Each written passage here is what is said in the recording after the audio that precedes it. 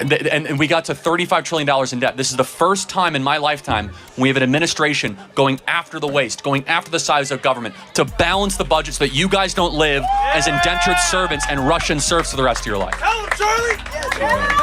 Tell him! What unfolds when a confident college student, certain he's got every argument figured out, steps into a debate with Charlie Kirk?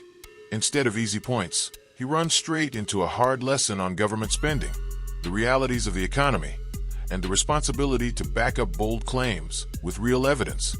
This wasn't just a heated exchange. It turned into a lesson on accountability, showing how quick talk can collapse when faced with solid facts and sharper reasoning. Good. I just want to drill in a bit about Doge and some of the Quick, we've done it like 5 or 6 times. And about some of these like hirings and some of the unconstitutional moves they've been making. I don't like to be more useful here. When your claim is that you're trying to like make the government more efficient, and then you arbitrarily fire a bunch of people. Like for example, for the nuclear people, they were a bunch of them were fired, and then they had to get them back. You're wasting time and effort by randomly just and arbitrarily picking how to handle these cases.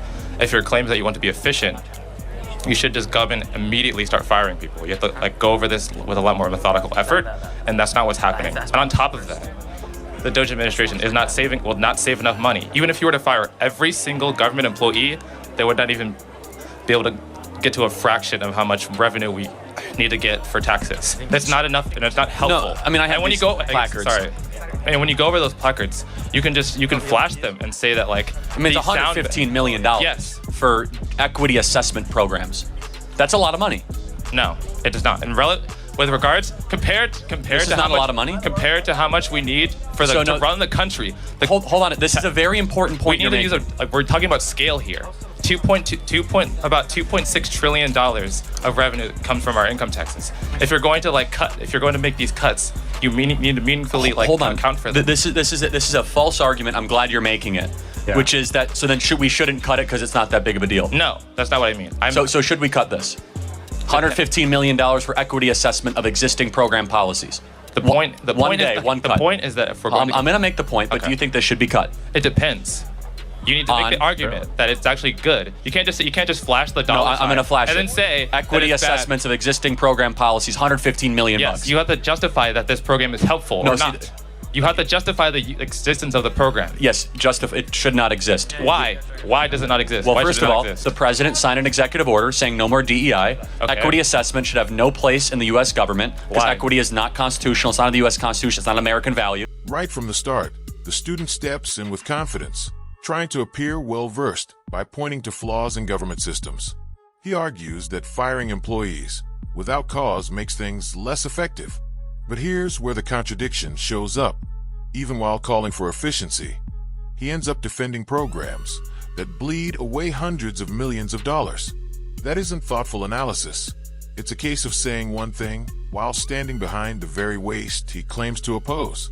Redistribution, and $115 million is a grotesque amount of money to spend on it, so you should get rid of it to save taxpayer money. Now, it's not to your point, taxpayer money. It's $115 million to get rid of this. Now, it's also $144 million here of empty buildings. How about empty buildings? Again, you can't just say empty buildings. You have to go over a detailed No, we did. That's why there's 97 of them. They reviewed the leases. Yes. They're vacated because of COVID. That's $144 million.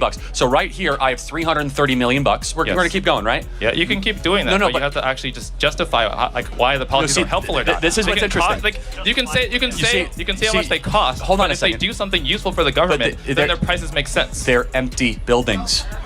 What use is happening for them other than landlords getting rich for nothing?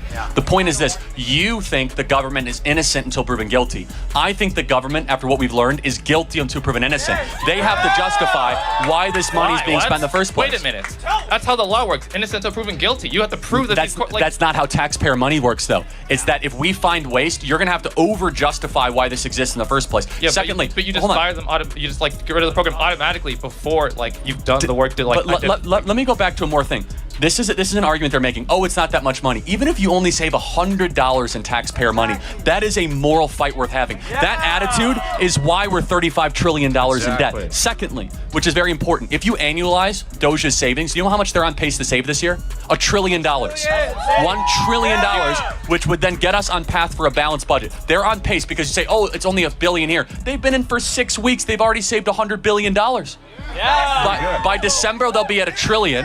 Our deficit is $1.6 trillion. We're going to lower our deficit in such an increasingly important way, and you're going to learn that you actually don't need these government agencies to run a country, that these people are unnecessary, it's bloated, these bureaucrats don't do anything all day long, and we need to right-size it because we're a nation in debt. We know we're $35 trillion in debt. Yes. In debt. Yes. And the only way we're going to get out of it is if we're honest, be like, how about no more empty buildings? No more $115 for equity assessment The way we get program. out of it is by Biodiversity in Nepal, $19 million. Again, those can be important. You have to those can be helpful.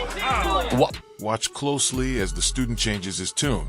Suddenly, the argument becomes, it's not that much money, as if millions of taxpayer dollars could disappear without consequence. But Kirk doesn't let that slide. He points out that waste doesn't vanish, it piles up. When you're talking about $115 million spent on so-called equity assessments or $144 million poured into buildings that sit empty, those aren't harmless oversights. They're glaring signs of a system bleeding resources and proof of deeper problems inside government spending. Okay, so how could biodiversity in Nepal for $19 million? We spent $20 million for a new Sesame Street in Iraq. It's true. You guys can look it up. Yes. $20 million for New Sesame Street in Iraq. And because no one has ever had the courage to look through the books and look and examine the expenditures. But that's not what's happening. No, it has happened. No, Biden, Obama, they never looked through any of the federal expenditures. And we got to $35 trillion in debt. This is the first time in my lifetime we have an administration going after the waste, going after the size of government to balance the budget so that you guys don't live as indentured servants and Russian serfs for the rest of your life. Tell him, Charlie! Well, I just want to say, like, what? Never mind. Go ahead. You don't need to interrupt people. Thank you. Bro, it's fine. The point is, when you want to deal with this problem, you can either increase taxes or cut spending massively. Like, the point is that, like, cut spending. these programs aren't efficient and helpful for getting to that goal. Yes, I just proved to you that they're on pace for $1 trillion You in did not cuts. just prove that. But even if it's only $1 billion or $2 billion, that's admirable and noble. That's just so we're clear. Is twofold. You have to both justify that these programs are bad, and then no, you can flash the sign. This is a program. It costs this much money. We should cut it. That's not an argument. For why the program $1.5 million for voter confidence in Liberia. Again, you can say that. Do you know anything about Liberia? I happen to know a lot about it, but that's a separate issue. It's not about what I know. It's about the people in the government making these decisions. Yes, and they have proven themselves to be robber barons over the last 20 years. They're spending your money with reckless abandon and total indiscretion. And it's time that this is what's important. It's we the people, not we the government workers. And we've taken back the government. By this stage, the student is clearly running low on arguments.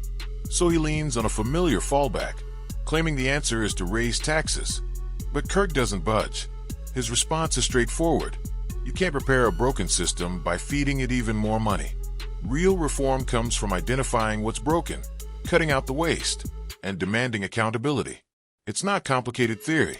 It's basic math paired with plain-spoken honesty, and it leaves no room for excuses. The government workers are also American people. Yes, but who works for who? Do we work for them or do they work for us?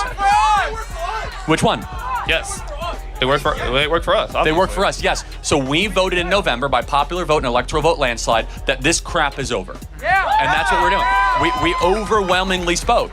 And so we're going to go piece by piece, department by department, and this is why it's important. You guys deserve a future where you don't have $35 trillion in debt, where you don't have $1 trillion deficit. Solving that problem by doing this. Again, $1 trillion. You have to address this. They're on pace to cut $1 trillion by December. That's big. Big. That's 75% of our deficit.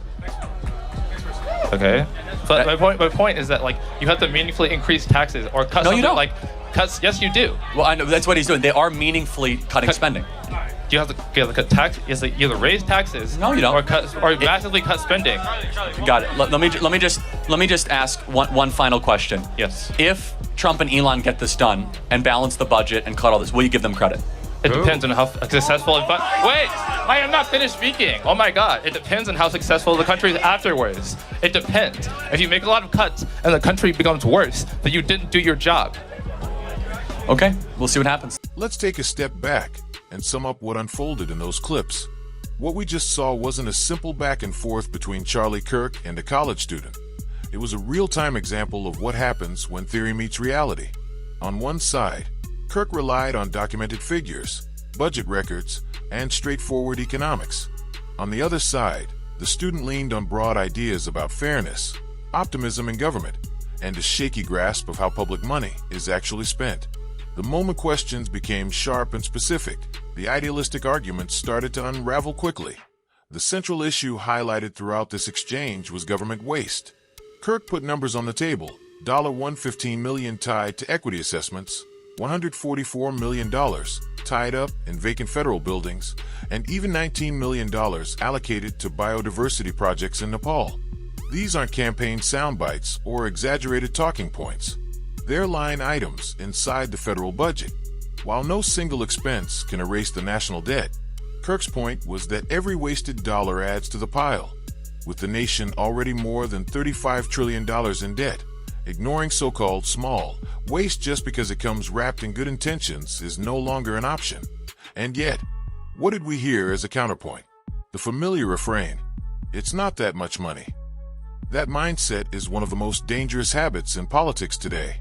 It's how modest sums quietly turn into billions, and billions into trillions. When no expense is ever treated as significant, budgets are never disciplined, and accountability slowly disappears.